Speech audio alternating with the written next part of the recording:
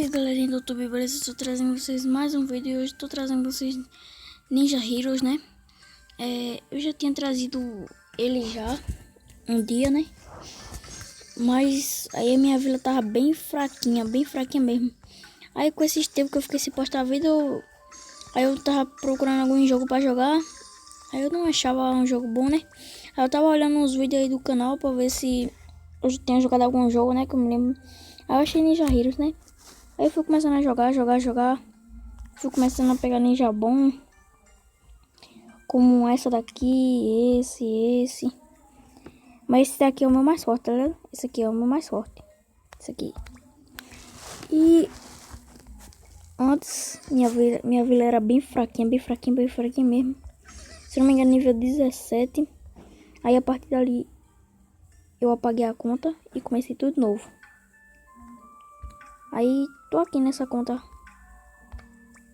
Essa conta maravilhosa, né? E é isso. Eu vou começar a trazer mais vídeos pro canal, né?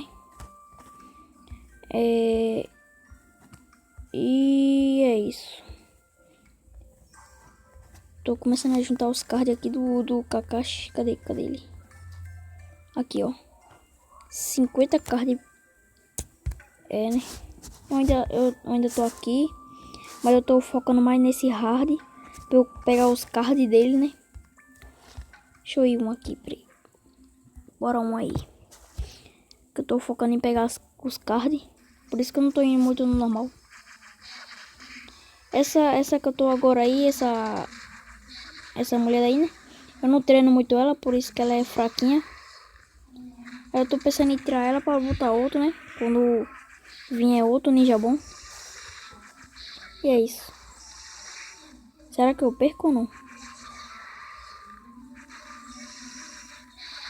Bora ver, né? Deixa eu baixar um pouquinho aqui. Pronto. Eu acho que eu tenho chance de ganhar, né?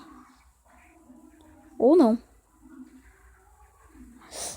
Ai, por um pouquinho eu ganhava, mas... um dia de ganha, um dia de perde.